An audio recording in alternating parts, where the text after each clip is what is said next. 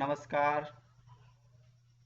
हमने पहले संतुलित आहार पर काफ़ी वीडियो बनाए थे, मैं मदन लाल सुथार, जिसमें है वो कार्बोहाइड्रेट, प्रोटीन और वसा के बारे में वीडियो आपके सामने आए थे। उसके बाद लॉकडाउन की स्थिति में हम वीडियो नहीं बना पाए, लेकिन अब पुनः पीपीटी फाइल के माध्यम से मैं बना करके भेज रहा हूँ, जिसमें आज का हमारा वीडियो है विटामिन्स के बारे में। विटामिन्स के क्या प्रमुख लक्षण होते हैं, हमारे शरीर में क्या प्रभाव डालते हैं, उनके बारे में संपूर्ण जानकारी इस वीडियो के माध्यम से दूंगा मैं। यदि हम प्रमुख बिंदुओं की बात करें तो ये ऊर्जा प्रदान नहीं करते हैं। बाकी जो अवयव हमने पढ़े थे पहले वो ऊर्जा प्रदान करते थे, लेकिन परंतु ये जो विटामिन होते हैं ऊर्जा प्रदान नहीं करते हैं। इनकी शरीर से मेटाबॉलिज्म त्रुटिपूर्ण होकर शरीर अस्वस्थ हो जाता है, यानी मेटाबॉलिज्म जो क्रियाएं होती है उनको प्रभावित करते हैं। और इनकी शरीर में बहुत ही सूक्ष्म मात्रा होना आवश्यक होता है, ज़्यादा मात्रा इसकी ज़रूरत नहीं पड़ती है, बहुत ही कम मात्रा में इसकी आवश्यकता पड़ती है। इनकी खोज लूनिन ने की थी और इसका नाम फूंक ने दिया था, यानी विटामिन का नाम फूंक ने दिया है। ये या तो स्वयं सह एंजाइम का काम करते हैं या संयोजन में भाग लेते हैं। शरीर में इनका संचय बहुत कम मात्रा में होता है एवं इनकी अधिक मात्रा मूत्र के साथ शरीर के बाहर उत्सर्जित कर दी जाती है, यानी संचय इनका कम होगा। और स्वयं जो है सह एंजाइम का काम करते हैं। हम सह एंजाइम के बारे में यदि बात करें तो सह एंजाइम एक एंजाइम का ही पार्ट्स होता है। एंजाइम आपने सुने होंगे, तो ये स्वयं जो है वो सह एंजाइम का काम करते हैं और संयोजन में भाग लेते हैं। बाकी तो सह एंजाइम, हम एंजाइम की यदि पूरी क्रियाविधि पढ़े तो समझ में आएगा, तो उसके बारे में ये है, यानी ये इनके प्रमुख लक्षण है जो विटामिन के अंदर पाए जाते हैं। आगे हम और भी कुछ बात करेंगे।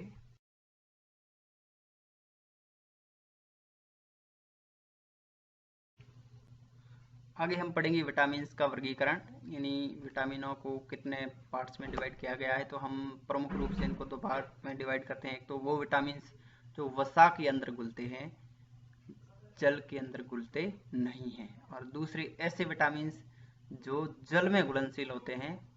तो इन दोनों प्रकारों को हम अलग अलग करेंगे। जैसे कि हम वसा में घुलनशील विटामिन की बात करें तो vitamin A, vitamin D, vitamin E और विटामिन के। ये अक्सर कई बार प्रश्न पूछा जाता है कंपटीशन के एग्जाम में कि वसा में कौन सा विटामिन घुला हुआ है या नहीं है, तो उस आधार पे ऐसे ऑप्शन दिए जाते हैं। तो ए, डी, ई, के यानी ये चार विटामिन, ये जो विटामिन है वो वसा में घुलनशील होते हैं।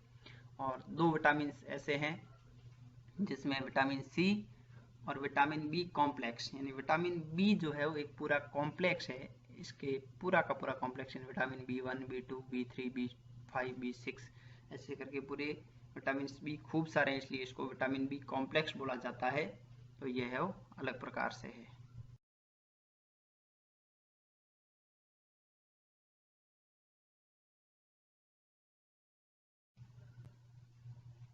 वसा में घुलनशील जो विटामिन है उनमें जो सबसे पहला है वो है विटामिन ए, अर्थात विटामिन ए का जो रासायनिक नाम है वो है रेटिनॉल। इनके जो प्रमुख स्रोत है वो है दूध, मक्खन, मछलियों का तेल, अंडों की जर्दी, हरी पत्तेदार सब्जियां, गाजर इत्यादि। अब इनका निर्माण कहाँ होता है, तो इसके निर्माण के लिए पादप के कैरोटीन रंजक, यानी पादपों के अंदर जो वर्णक पाए जाते हैं, रंजक पाए जाते हैं, क्लोरोफिल वगैरह, जेंथोफिल, कैरोटीन, तो उस कैरोटीन रंजक से इस विटामिन ए का निर्माण होता है। कार्य क्या है इनका?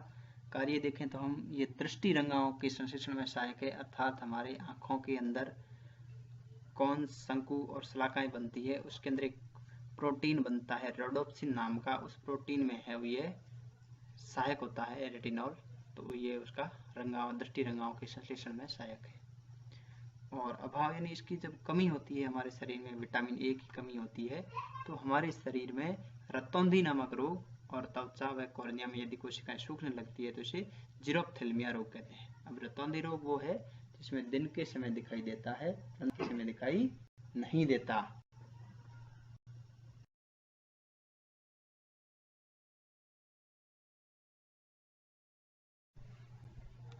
वसा में घुलनशील दूसरा विटामिन है डी।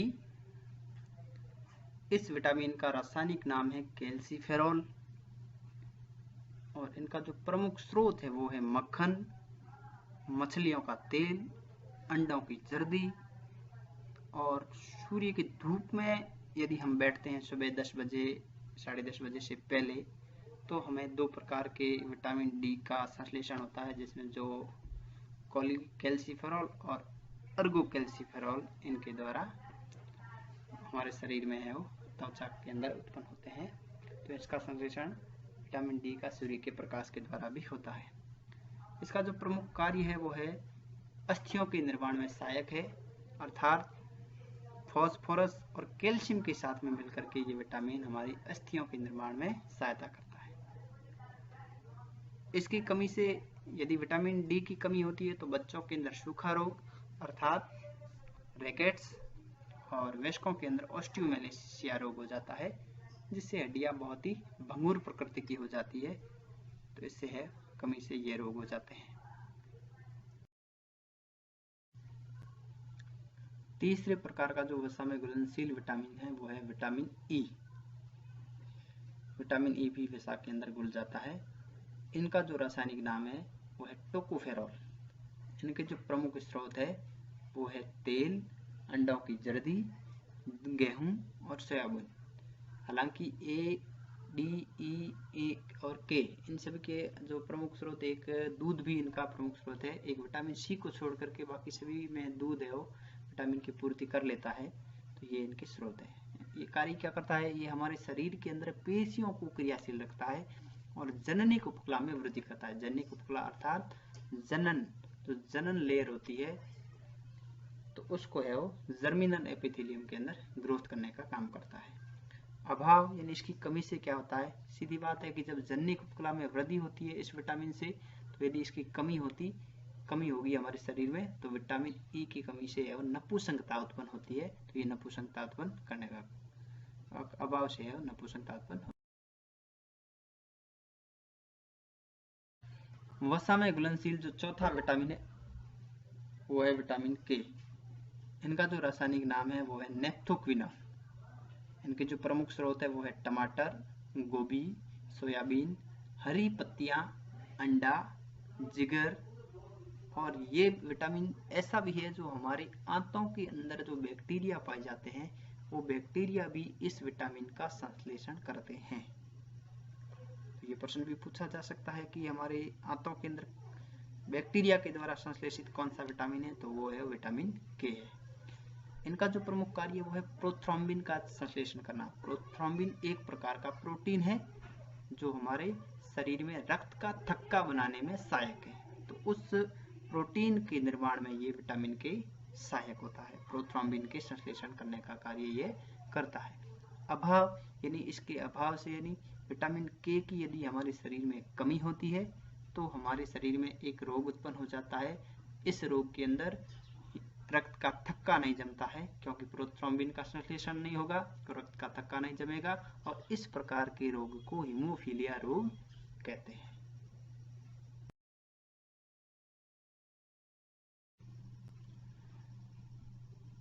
तो ये हमने पहले वसा में घुलनशील विटामिन पढ़े। अब आगे जो है वो है विटामिन सी, जो कि जल में घुलनशील विटामिन है, सी और बी दोनों। सबसे पहले हम सी के बारे में विस्तृत अध्ययन करेंगे। जैसे कि सी का जो नाम है, रासायनिक नाम वो है एस्कॉर्बिक अम्ल, क्योंकि इसके अंदर अम्ल है। स्रोत खट्टे पदार्थ जितने भी होते हैं वो इसके स्रोत हैं, जैसे कि संतरा है, नींबू है, फल भी है कई, और दांतों के अंदर डेंटिन भी है वो। कार्य यानी ये दांतों के अंदर जो सीमेंट लेयर होती है उसका निर्माण करता है। हमारे शरीर में कोलेजन तंतु जो होते हैं, इलास्टिन और कोलेजन दो प्रकार के तंतु हैं। जो कोलेजन तंतुओं का निर्माण जो है वो विटामिन सी से होता है। हड्डियों के अंदर मैट्रिक्स का निर्माण भी इसी विटामिन सी है, वो हड्डियों के अंदर जो मैट्रिक्स होता है उस मैट्रिक्स के निर्माण में सहायक होता है। अब इसकी कमी से क्या होता है, सीधी बात है कि जब हमारे दांतों के अंदर ये कार्य करता है तो इसकी यदि विटामिन सी की कमी होती है तो हमारी मसूड़ों के अंदर है वो खून आने प्रारंभ हो जाता है। तो खून जब आता है तो उस खून वाली बीमारी को कहते हैं स्क्रवी रोग। विटामिन सी की कमी से स्क्रवी रोग है वो हमें हो जाता है।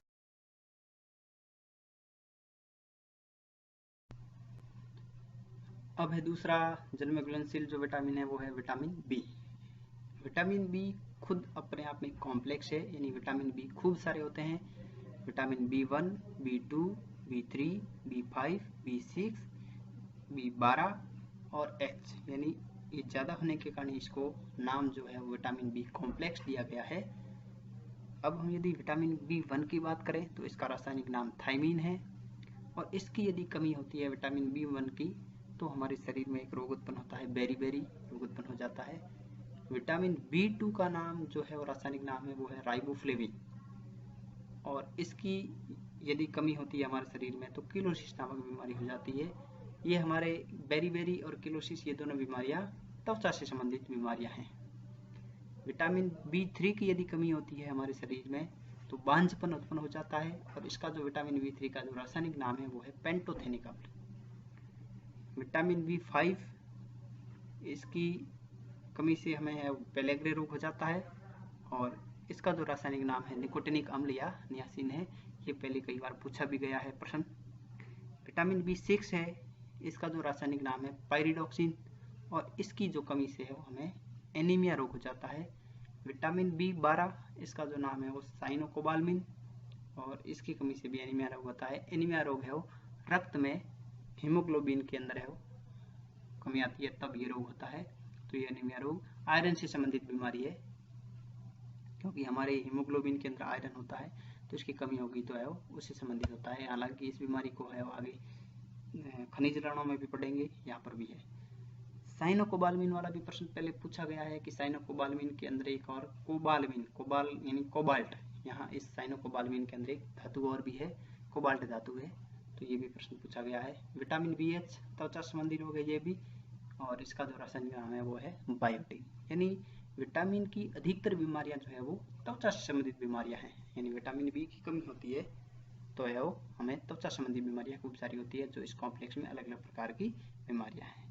तो ये थे हमारे विटामिन सी और बी, जो दोनों प्रकार के जल में घुलनशील विटामिन हैं। तो ये हमारे पूरे विटामिन जल में घुलनशील, वसा में घुलनशील सभी का हमने विस्तृत अध्ययन किया, और ये आप वीडियो देखें और शेयर करें। Thank you.